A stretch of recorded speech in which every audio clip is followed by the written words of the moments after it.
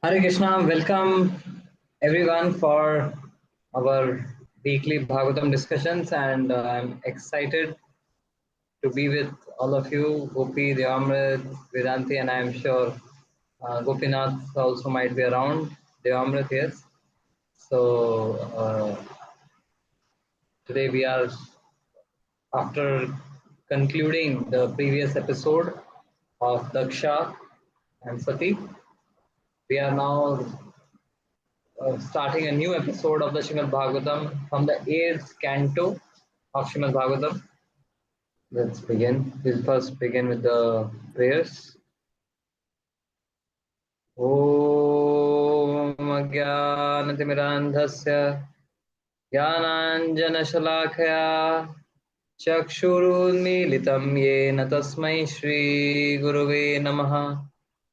नमो विष्णुपादाय कृष्णप्रेष्ठाय भूतले श्रीमते भक्तिवेदांत स्वामी निति नामिने नमस्ते सरस्वते देवी गौरवाणी प्रचारिणे निर्विशेष शून्यवादी पाश्चात्य देशतारिणे जय श्री कृष्ण चैतन्य प्रभु नित्यानंद श्री अद्वैत गदाधर श्रीवासादि गौर भक्त वृंदा हरे Krishna Krishna Krishna Hare Hare Hare Ram Ram Ram Hare Hare. Hare Krishna. Jai. Thank you all for joining us, and so this is a very interesting episode of the Srimad Bhagavatam, and there's a reason why we are discussing the Samudra Manthan. There's a particular thread which we will be taking in our discussions of the Srimad Bhagavatam, and that is the thread of the flow of the Bhagavad Gita. This is an attempt that we are making to connect the sections of the Gita to the flow of the Gita to sections of the Bhagavatam. So Bhagavad Gita is the law book and Srimad Bhagavatam is the law journal. Bhagavad Gita mentions what are the laws of the universal creation, about Ishwar, Jeev, Prakriti, Kala, Karma, what are the laws.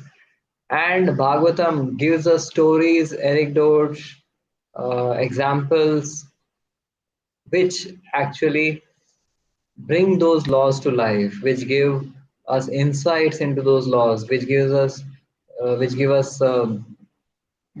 practical application of those laws. So therefore, our attempt will be to take the Bhagavad Gita, the flow of the Gita, and then map it to sections of the Bhagavatam. So can anyone guess or recollect why did we discuss the episode of Daksha and Shiva's conflict and intrigue? Would anyone like to unmute themselves and speak? Yes, come on. You can guess also if you don't remember.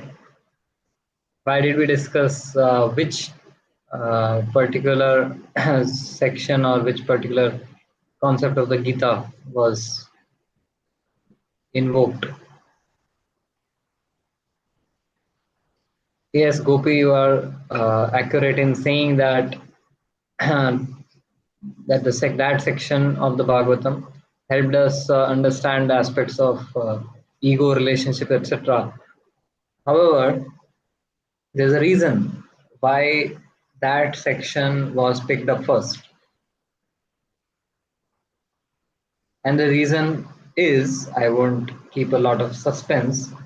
So the reason is that Bhagavad Gita begins with who is the first person who speaks in the Bhagavad Gita. What is the first person to speak the first verse of the Gita? It is Dhritarashtra. No, I am speaking of the Bhagavad Gita, not the Bhagavatam. So the first verse of the Gita is Dhritarashtra Uvacha.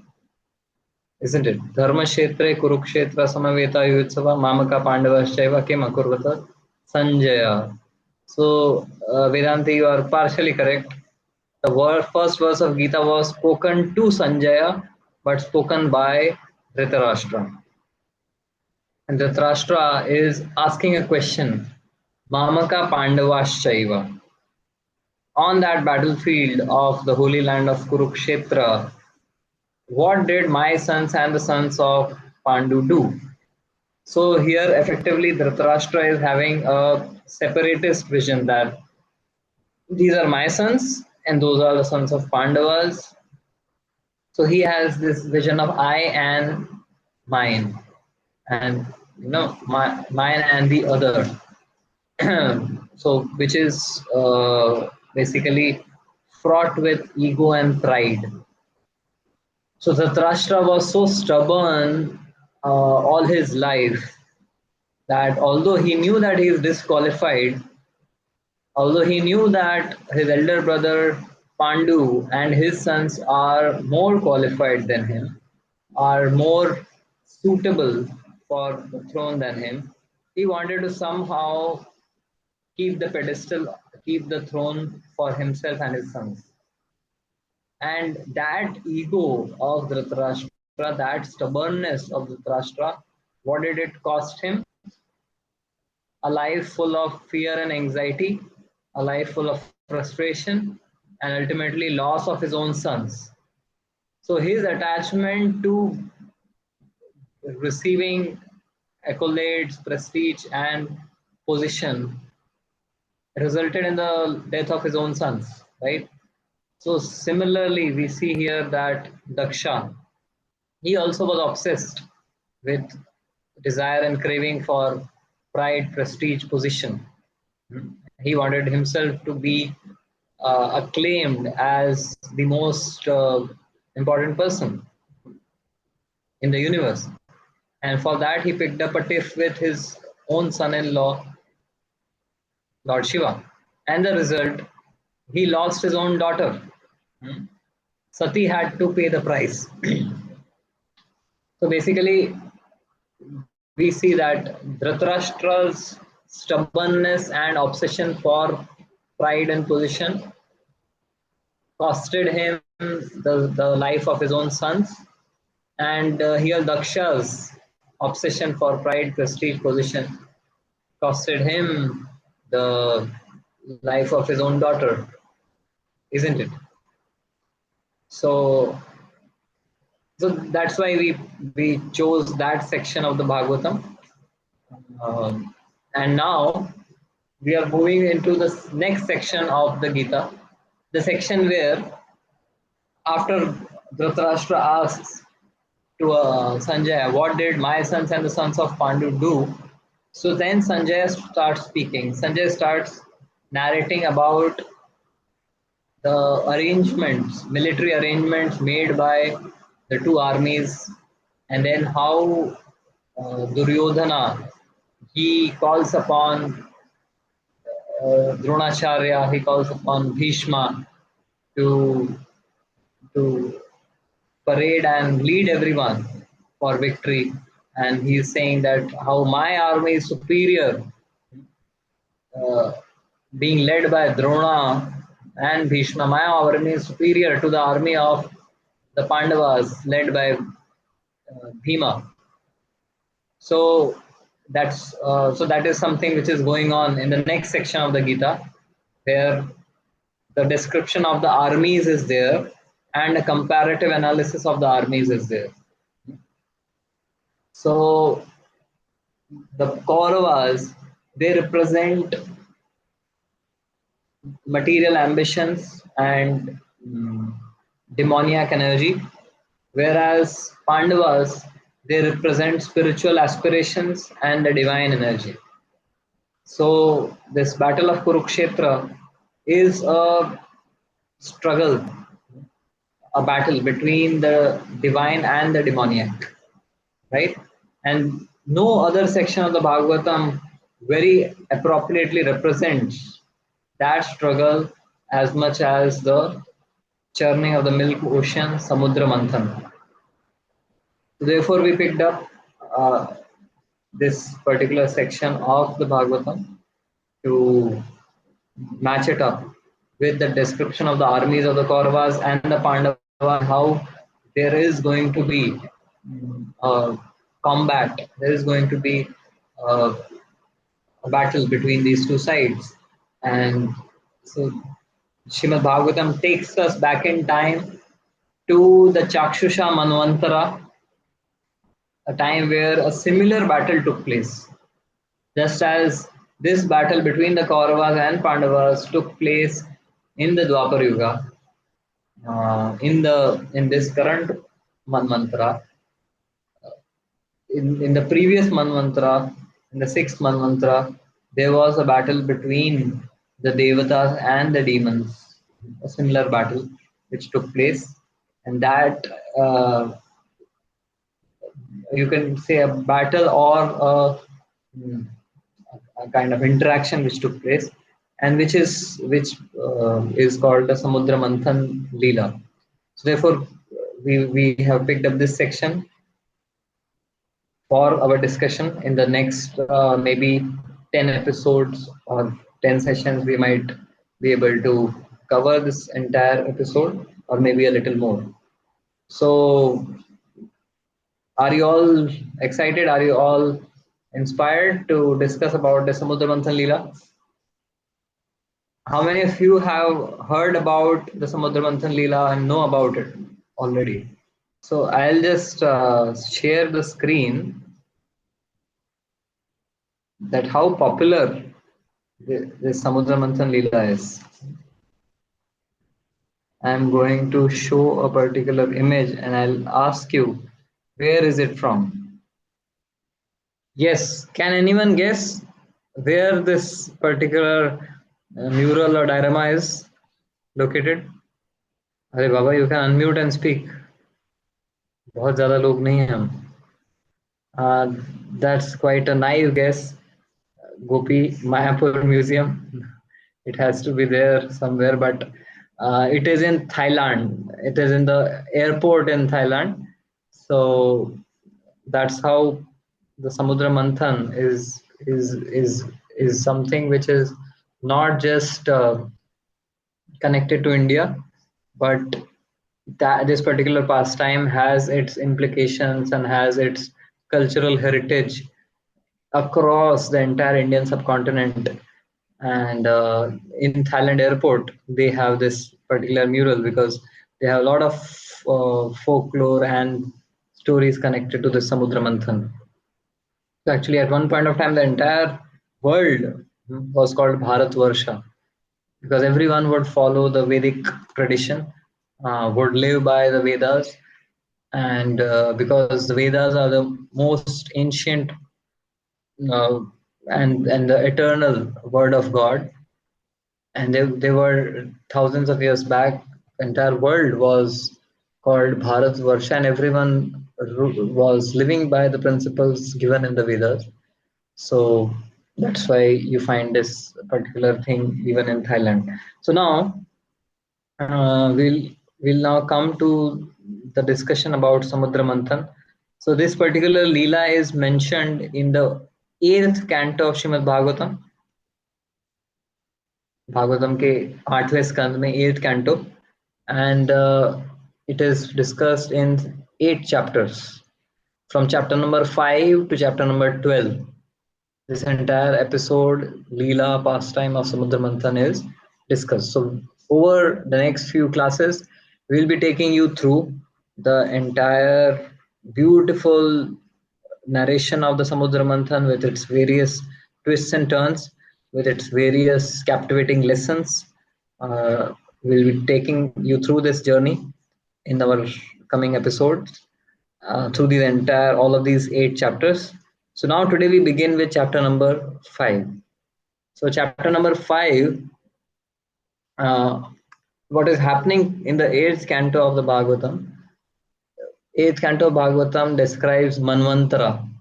Manvantara means the the various descriptions of the period of time of a Manvantara. So now, what is a Manvantara? So basically, there are time scales. For example, we have the time scale of AD and BC, that before Christ and after Christ, after death of Christ. So the AD and BC. So that's how these are different time zones, isn't it? So similarly, on a cosmic level, so this particular division is done for convenience of modern human history. So modern human history, which is more or less modern Western history, has been captured in terms of like before Christ and after Christ, right? So, but when you zoom out and look at the whole chronology from the Vedic perspective with millions of lifetimes. So the Vedas, they provide that this universe, what is the span of the time span of this universe is 100 years of Brahma. So Brahma ji lives for 100 years and this universe exists for an extent of 100 years. And in each year of Brahma, there are there are 365 days, and each day of Brahma is divided into 14 periods, which are called manvantaras. So some little bit of maths for all of you. So a day of Brahma is divided into 14 manvantras, right? And so therefore each manvantra, right? There are 14 manvantras, and every manvantara and a day of Brahmaji has 1,000 yuga cycles. So each manvantara has 71 yuga cycles. So that's the whole maths. And one yuga cycle comprises of uh, these three yugas, which is Satyuga, Treta Yuga, Dwapar Yuga, and Kali Yuga. So these four yugas comprise one yuga cycle, and a day of Brahma has 1,000 such yuga cycles. And these 1,000 yuga cycles are divided into 14 manvantras, which means each manvantara has 71 yuga cycles. So in this eighth canto of the Srimad Bhagavatam, Shukdev Goswami is narrating the different prominent pastimes, leelas, or incidents which happened in each of the manvantras. And he will also be narrating about the manvantras which are yet to come. Currently, we are in the seventh manvantra. So he narrated stories of the previous manvantra, first, second, third, fourth, fifth, sixth, and also seventh he is narrating, and then he will narrate the stories of the upcoming future manvantras also. So therefore, Shukdev Goswami is Trigalagya. So he has vision of the past, present, and future. So this particular story of Samudra Manthan appears in the previous manvantra, the Chakshusha manvantra. And here the Chakshusha manvantra, the sixth manvantra, the most prominent incident which happened in the Chakshusha manvantra is Samudra Manthan. So now, before we dive into the Leela, before we dive into the pastime and how it all came about, let us first churn something about the concept of Samudra Manthan. Would someone like to give us a layman description of Samudra Manthan? You could unmute yourself and speak up. What is Samudra Manthan? What is Samudra Manthan all about? एक unmute का button होता है, दबा दीजिए और you can then speak. There will be no negative marking for it. Okay. Yes, Devamrit. थोड़ा सा, it should be a two-way. Yes, Prabhu. Churning of the ocean. Churning of the milk ocean. Hare Krishna. Okay. Yes, Gopi. Come on, please add more things. What else do we mean by Samudra Manthan? Okay, so you all are little stingy today. Mhm. But I'll be satisfied with this that Samudra Manthan is a churning of the milk ocean, and as Vedanti has mentioned on the chat that it is the churning from it Amrit and Vish were extracted from this milk ocean. Yes, so we'll go into the story in detail how the devatas and demigods got engaged into churning the milk ocean to extract the nectar of life. We'll get into that, but let us first understand the concept of this churning, hmm, this manthan or churning. So, because if it is not relevant to our life, then it is just a historical folklore, or it is just like a, as per the modern historians, it is just a mythological story. But does it have, whether it is history or whether it is mythology, the question to ask is, does it have any connection or relevance to our life? Yes, there is. That is something which we'll shed light on first before we delve into the pastime of Samudra Manthan. So, Manthan means churning, right? And when you produce butter from milk, milk has got butter, but it is not visible. To extract butter from milk, you need a process of churning.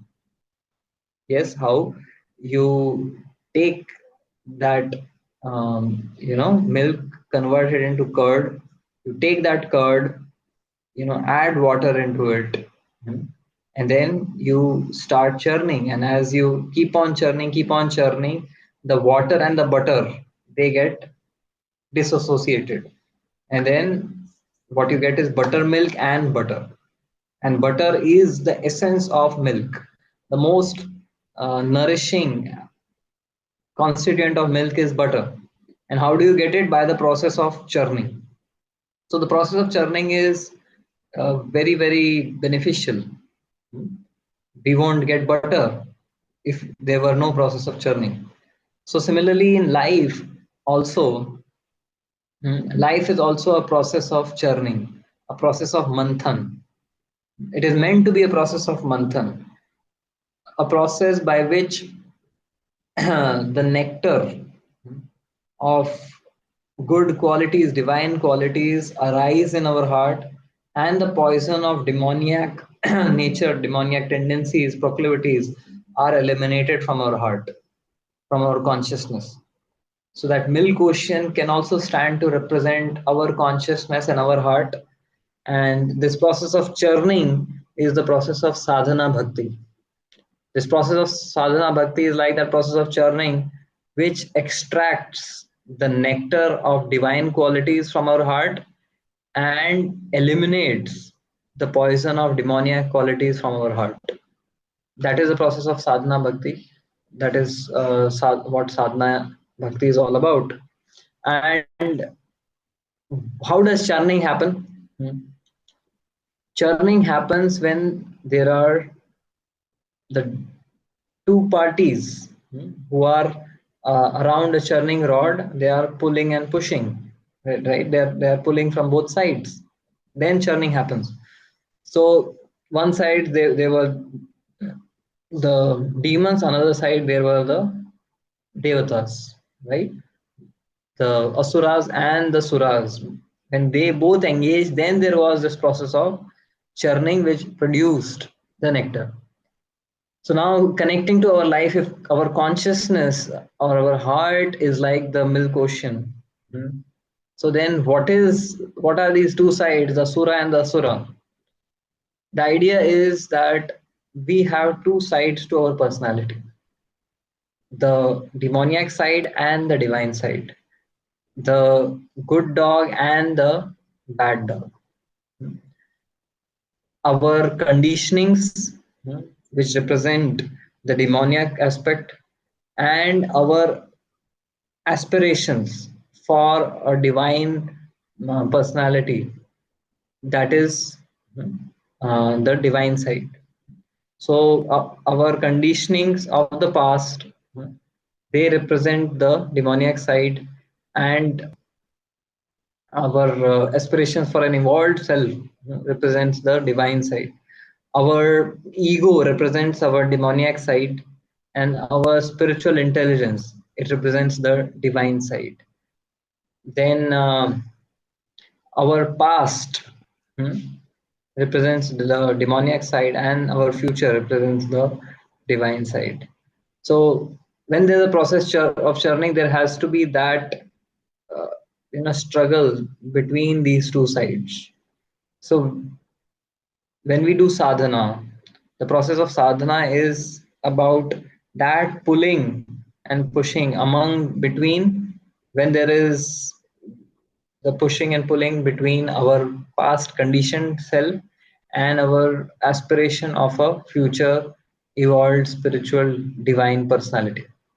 So when our intelligence locks with our ego, when our aspiration for an evolved divine person, becoming an evolved divine person, locks with our conditionings of our lower nature, when our lower nature locks in with our higher nature, then there is a push and pull. And that push and pull is actually the process of churning, which eliminates the poison and extracts the nectar. So I'll give you an example of how it happens. Every day when we sit to chant the Hare Krishna Mahamantra, this churning is the thing which is happening every day. Our mind, our ego, our conditionings, they pull us towards the various thoughts and temptations. Our mind doesn't want to sit and focus on the mantra, on the Lord. It will pull us in all directions towards n number of things. Maybe some object of sense gratification, maybe some new Bollywood movie, maybe some new Netflix series, maybe some 20 T20 match. So that's the conditioning of the past, which is pulling us towards one side. But then churning is not one way. If only our mind is pulling us in the direction of sense gratification, then it won't be churning. On the other side, there has to be an equal and opposite pull, which is the pull of the Shastras, pull of association of devotees, pull of an aspiration to evolve and not just live an animalistic life based on the lower nature. So when the pull of our spiritual intelligence, when the pull of the Shastras, when the pull of association of devotees pulls us towards the other side, then there is churning of the consciousness. Our mind and conditionings are pulling us on one side, and our spiritual aspiration, our spiritual intelligence, our association of devotees is pulling us on the other side. So when this process of churning happens, then first thing which comes out is poison. Poison in the form of, when you start chanting, when you start doing sadhana bhakti, you come to terms with, you come to the awareness with the fact that there are so many anarthas within our heart: lust, anger, greed, envy, pride, etc., in various forms, show their head when you start the process of sadhana bhakti. But then eventually this poison is eliminated, and then what remains in the heart and what comes out of the heart is pure nectar, amrit. So amrit tattvaya kalpate, Krishna says in the Gita. So this is something, a kind of a allegory about how this process of Samudra Manthan can be connected to the process of sadhana bhakti, so that we realize that this story is not just a story which has simply a historical significance. It also has relevance and significance in our personal lives. Does it make sense? Yes, no, maybe. So now I'll start narrating the story of Samudra Manthan. So this discussion is happening between Shukdev Goswami and King Parikshit. The discussion of Srimad Bhagavatam. And Shukdev Goswami is narrating, as I discussed, about the various pastimes, the various incidents, the prominent incidents in each of these manvantras. And he comes to the sixth manvantra, which is the Chakshusha manvantra. And there he tells that in this Chakshusha manvantra, the Lord appeared as the son of Vairaja and his wife Deva Sambhuti. So Lord appeared as Ajita, as the son of Vairaja and Deva Sambhuti. And so what did the Lord do as Ajita? He performed the pastime of the churning of the milk ocean and engaged the devatas and the demons in this particular wonderful pastime and handed over the nectar to the devatas. So when Shukdev Goswami told about this incarnation of Lord as Ajita and this churning of milk ocean, Parikshit grew very eager to know more about this pastime in detail. And then Shukdev Goswami, being pleased by his eagerness to hear, he narrates that what exactly happened, what caused this entire pastime to unfold.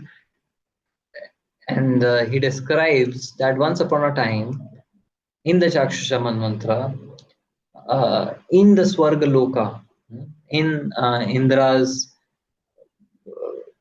in the heaven, right,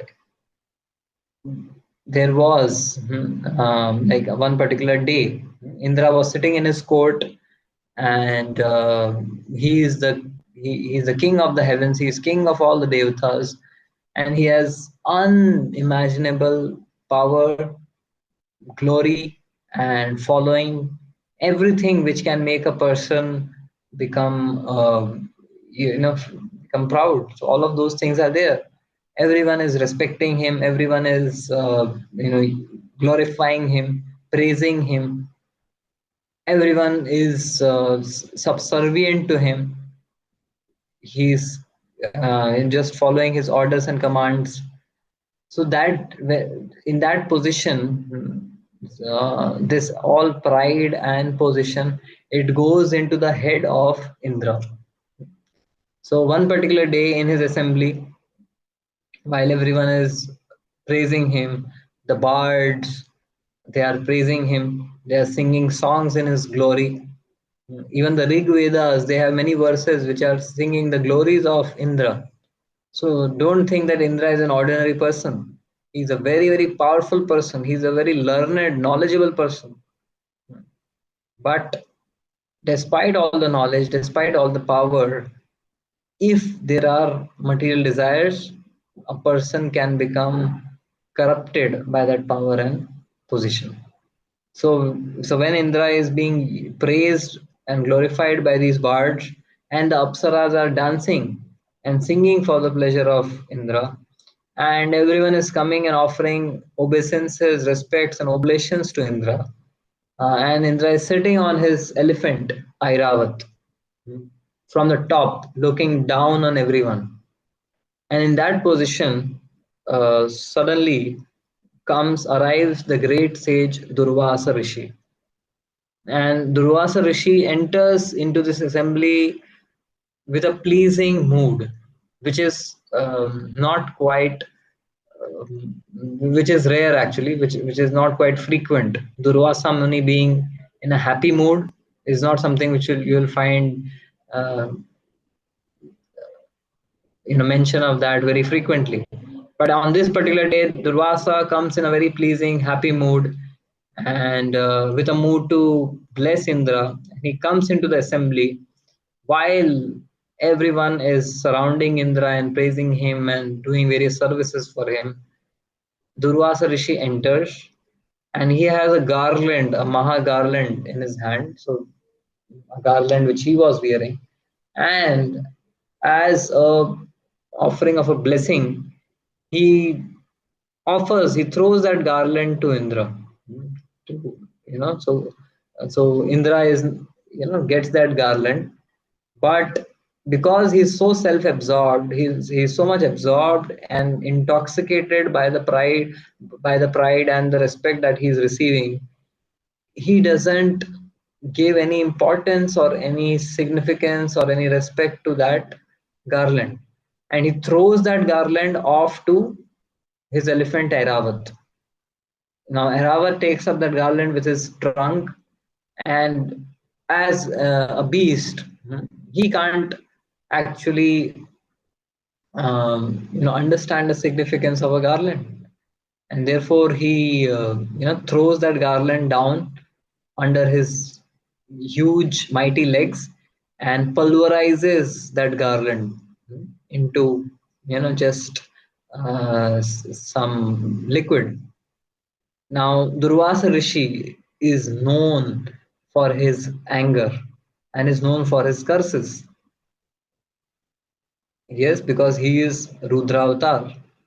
So Durvasa Rishi is, he's seeing this whole scene, that he came in a very uh, pleasing mood, which is not every other day. He came in with a very pleasing mood, with a mood of offering blessing to Indra, and here is Indra, you know, receiving this very rare blessing of Durvasa Rishi and not respecting that, not acknowledging or respecting that blessing in the form of the garland, and in a very undignified fashion, throwing away that garland onto his elephant. This enrages Durvasa Rishi because it was, uh, disrespectful to the blessings of a sadhu. So Durvasa Rishi spells a curse, and Indra and all the devatas, they lose all their powers. They lose all their powers invested on them by the Supreme Lord. And as um, after spelling this curse, Durvasa disappears from there, and Indra realizes that he has committed a big offense, and so do all the devatas. They also realize that their powers are now diminished, and not only these devatas realize, the demons, the asuras also realize that the powers of the devatas are now compromised, and it is a very, very suitable time to attack and kill, decimate these devatas. So immediately, the demons, they attack, the asuras, they attack on the heavens, and they destroy the devatas whose powers were anyways compromised. They kill many devatas who could not be revived, and then Indra and the principal demigods, Vayu, Varuna, etc., they run for their lives. They go into hiding. And now, as the demons, they have conquered all the heavens, they have taken charge of the entire system, the universal organization of um, the entire organization of the universe, and they run the administration of the universe uh, at their own terms and their own conditions. Now, the devatas, they are installed by the Supreme Lord to run the administration of the universe, and therefore, they are, however inclined to sense gratification they may be, they run the universe for the benefit of humanity. But these demons, they were exploitative in nature, and they were running the administration of the universe to fulfill their own agenda of selfish enjoyment and exploitation of the masses. And so, therefore, the entire universe is in chaos, and these devatas, the Indra, Chandra, Varuna, Vayu, etc., they approach Brahmaji. They approach Brahmaji for rescuing them. They approach Brahmaji for restoring the balance of the universe. They approach Brahmaji for saving humanity from the exploitation of the demons. So we saw in the previous episode also, when Lord Shiva's army and Veerabhadra destroyed the Devatas and the sages, they all approached Brahmaji.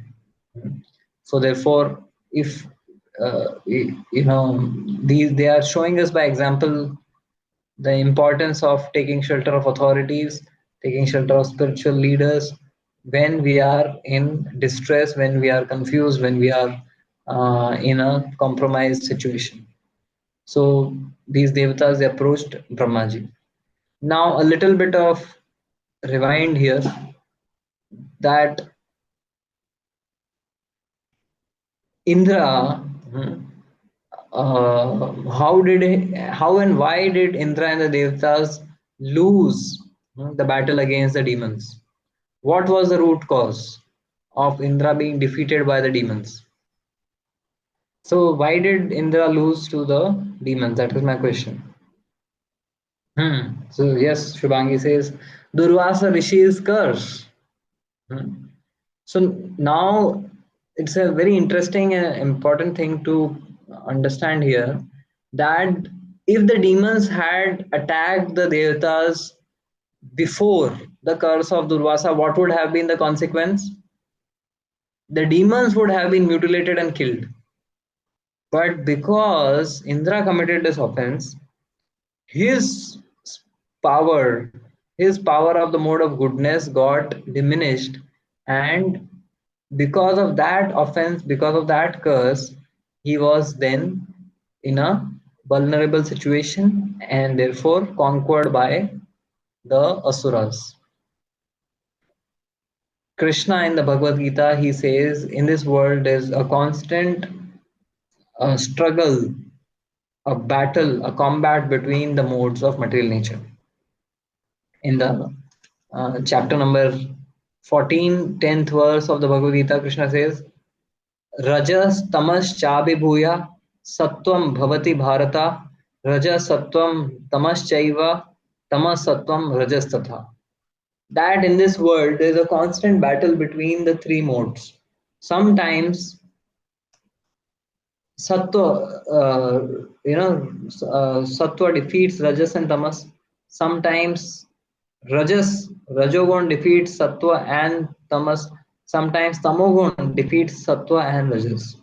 So there's a constant struggle between these three modes, which is happening. And this fight between the devas and the demons is actually a representation, or it's actually a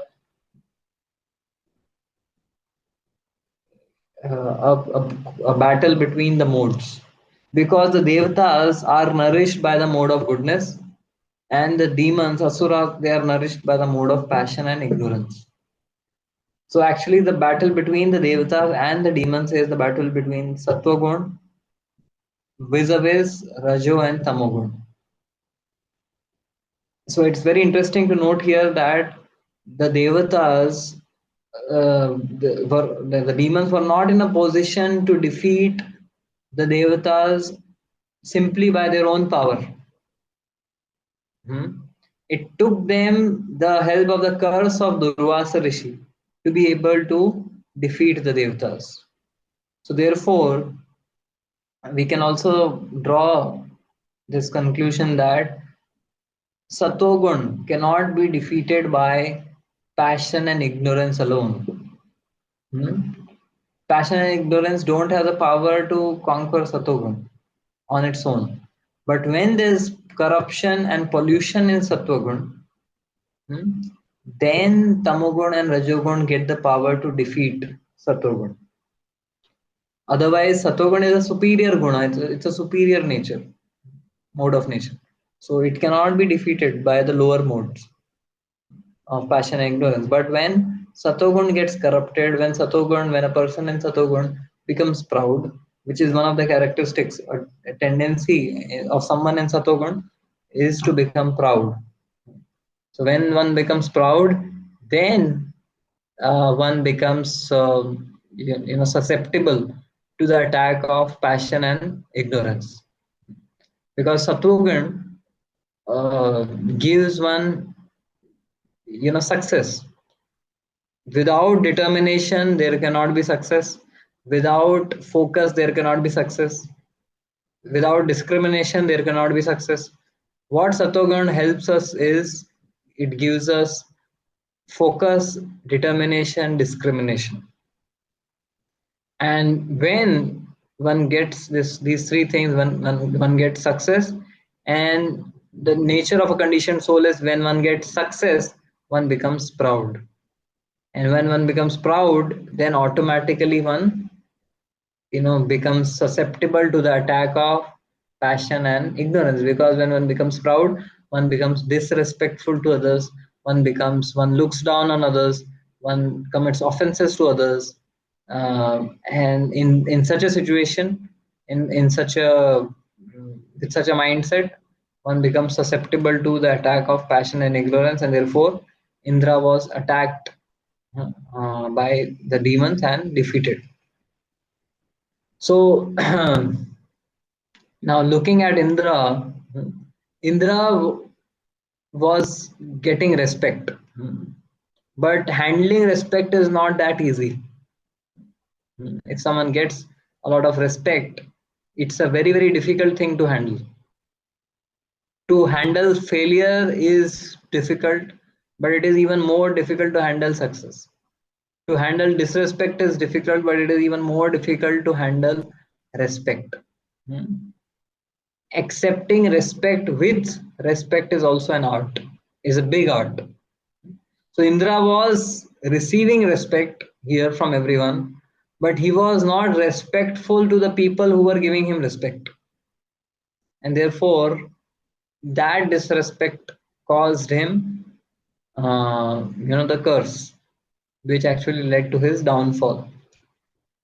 So, when you can also think about it in your life, when you are successful, when you get a phase of success, everyone around you is respecting you, congratulating you, glorifying you, appreciating you. And sometimes what happens, that respect goes into the head, and you start identifying with that respect too much, and you start walking 2 feet above the ground with that air of attitude around you, that you are someone special, and you start looking down on others. And when you do that, what happens is you become prone to committing mistakes. You become prone to saying things which you might repent later or lament later, saying and doing things. So that is exactly what happened with Indra. That respect went into the head. So I have given this the I have titled this particular lecture today as the the brain stroke of respect. So why did I call it the brain stroke of respect? So when there's a brain stroke, what happens? One becomes paralyzed, isn't it? So similarly, when one gets respect and that respect gets into the head, there's a stroke. If your respect gets into, if your blood clot gets into the brain, you get stroke. So similarly, when respect gets into your head, you get the stroke, and you get paralyzed in your spiritual progress, right? And that is something which happened with Indra. So in essence, basically, what we discussed is that the devatas, they lost their power because of, not because passion and ignorance were powerful. They lost their power because of their own arrogance, of Indra's arrogance. They committed offense, and then because of that offense, because of the curse, they became susceptible and vulnerable to being um, you know defeated by the mode of passion and ignorance. So this is something which is very important for us to understand, that that our enemy is not outside, our enemy is inside. So as practicing devotees, we should not fear so much the outside world, which is overcast with passion and ignorance. We should be fearful of our own, the pride sitting inside us, because the influences of passion and ignorance of the outside world cannot affect us as much as the influence of pride of our which is within our heart. And when that pride becomes more and more vicious, then only the passion and ignorance of the outside world can actually affect us and defeat us. So this is something which we can learn from here. So now after this, this entire episode happened. The devatas, they lost the battle. They became very weak, and they approached Brahmaji with prayers. And Brahmaji, understanding the gravity of the situation, he said, I am not having the solution for the situation. Let me take you to the milk ocean, Shir Sagar, where Lord Vishnu resides, and let us go. So he takes all of these devatas to the bank of the to the shore of the Milk Ocean and offers beautiful prayers there, invoking the presence of the Supreme Lord. So let me just briefly touch upon or mention some of these prayers, beautiful prayers which Brahmaji speaks. He says, Brahmaji says that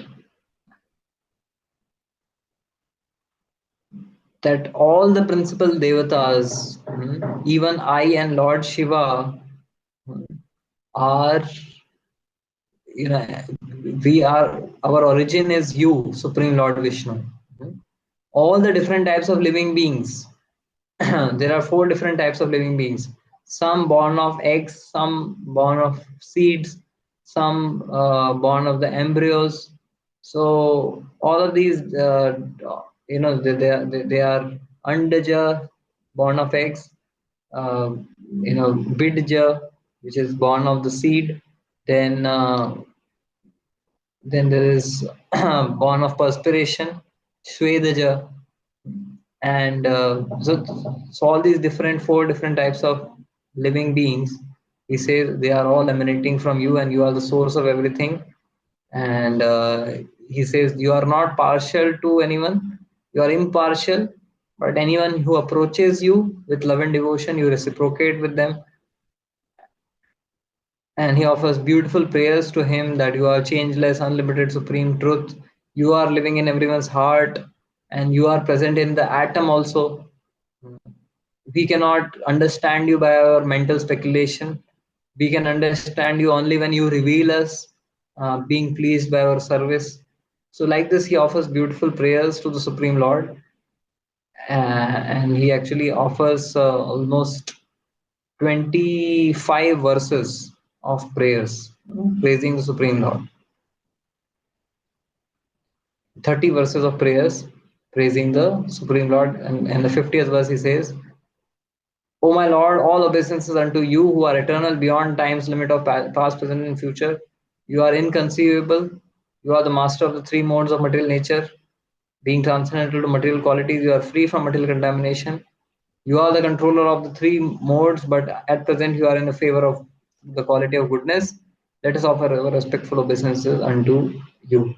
So, after making these beautiful prayers, Brahmaji rests his case.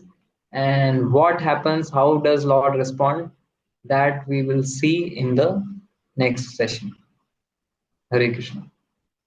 Any questions, comments, thoughts? Please share. Okay, uh, if not, then we will continue discussion next time.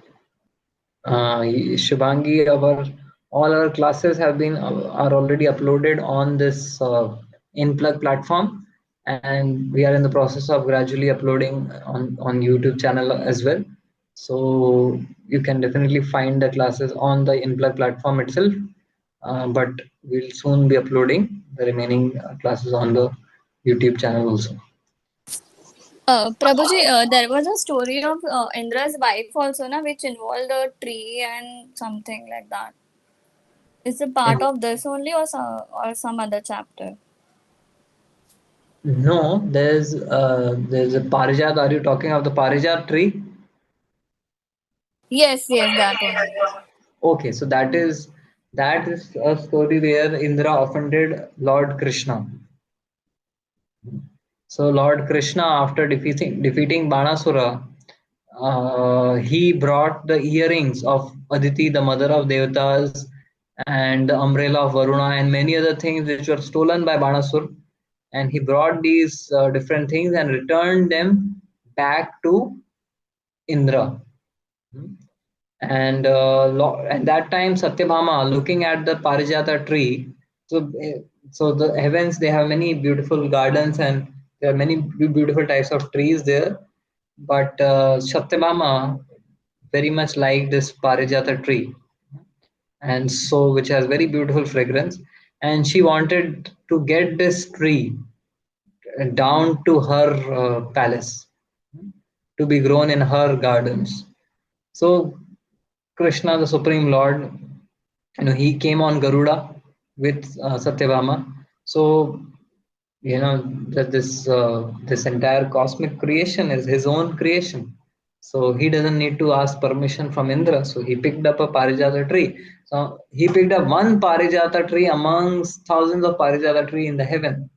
But Indra was so much attached to his sense of position and superiority that you know actually he could not tolerate, of course, because his wife Sachi stoked him, said that how can you allow our Parijata tree to be taken away by Krishna and Satyabhama to the mortal land of Dwarka, not realizing that Dwarka is not different from Vaikuntha.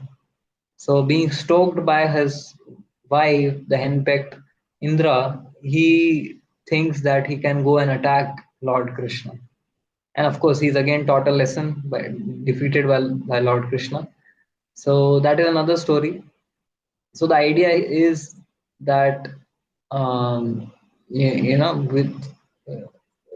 with great power comes great responsibility, but power also corrupts one's intelligence, because when one gets a lot of power, one starts thinking that this power belongs to me, not realizing that this power is entrusted upon me by the Lord for a particular service, for a particular mission, and this power can be taken back by the Lord. So therefore, when one gets power, one becomes vulnerable to being carried away, to becoming proud, to becoming arrogant, and shinyam punyam martya lokam vishanti, that one loses all of one's glory and falls down. So that is something which happened to Indra, and which through Indra's example is being told to us that it can happen to all of us. By hard work, by austerities, you may attain a high material or spiritual position, but then if you allow that position to get into your head, then that is the recipe for, जैसे वो सांप सीढ़ी में देखते थे ना, आप सीढ़ी चढ़ चढ़ के ऊपर जाते हो और ऊपर 99 पे एक सांप बैठा होता है, that snake bites you and then you come back to number 3, right? 99 से 3 पे आ गए. So with all of your practice, hard work, efforts, austerities, you come to a higher position materially and spiritually. But then if you become proud, then the snake bite of pride will bring you back to a low position. There's a story in this regard. There was a story of Puna Mushika Bhava. So there was a mouse who was being chased by the cat, and this mouse, in fear, he came to a sage and he requested the sage that my life is full of fear and anxiety. Please make me a cat so that I don't get chased by these cats. So Marjara Bhava, become a cat, the sage proclaimed, and the rat became a cat. And so the cat was now, moving around and very confident, very happy that now the cats cannot chase me. But then this cat saw a dog was chasing him. So again, he became scared and he went to the sage saying that, okay, I'm still not powerful enough. The dog is chasing me. So the sage said, okay, Kukura Bhava, become a dog. So the rat who had become a cat now became a dog. And the dog was roaming around, fearlessly, barking around, scaring others. But one day, the dog, as it was, strolling around, he saw a tiger, and this tiger started chasing him. And then he just, scared for his life, he came running to the sage and asked the sage to make him a lion. And Simha Bhava, he became a lion. And then this lion, this rat who had now become a lion, he's got so much of power that that power went into his head, and he thought, now I am even more powerful than the sage. And he started roaring and proceeding towards the sage as if to go and eat him. The sage realized that the intention of this rat transformed into a lion are not good, and he said, Punha Mushika Bhava, again become a mouse. So that rat who had become a cat, who had become a dog, who had become a lion, again, devolved into being a rat. So that is the story of which shows that when power and position get into the head, then one falls down. So that is something which happened to Indra. Okay, so yeah, so yes, whether one is human or a devata, everyone is under the system of karma.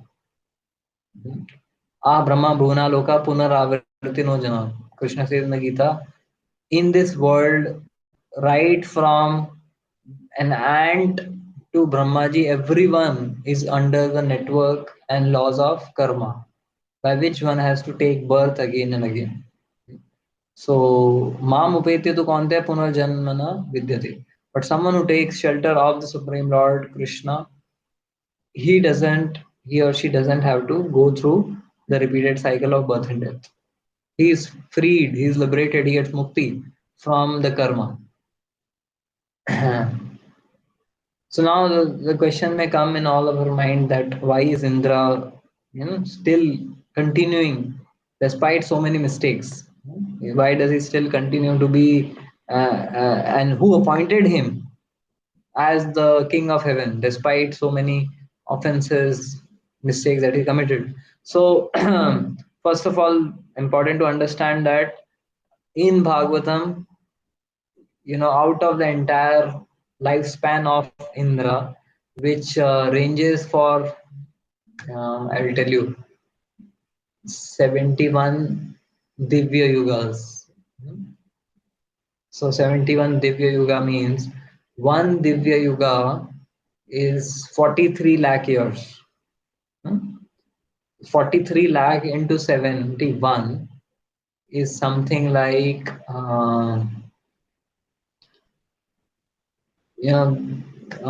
43 into 71, 3000 lakh years.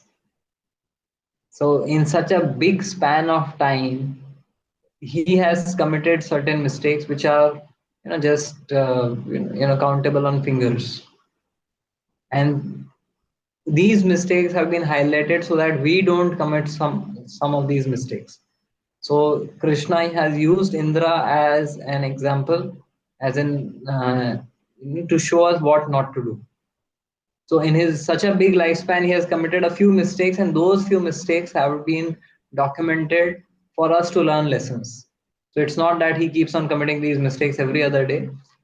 Sometimes he commits mistakes, and those mistakes have been documented so that we learn and don't repeat those mistakes. Otherwise, Indra is an exalted devotee of the Lord, and he is a karma mishra bhakta. So he is a devotee, but he has some tendencies for fruitive work, for sense enjoyment. Um, but he is far more exalted. So we should not offend him. The lesson is that we should not offend other devotees, right? So if we, after hearing this story, offend Indra, then we are falling in the same trap. So yes, Indra has committed mistake, but that is for us to learn and not to judge Indra. Okay, so we'll close here. Thank you all for joining. Hare Krishna. ग्रंथराज Shrimad Bhagavatam की जय, श्रील प्रभुपाद की जय.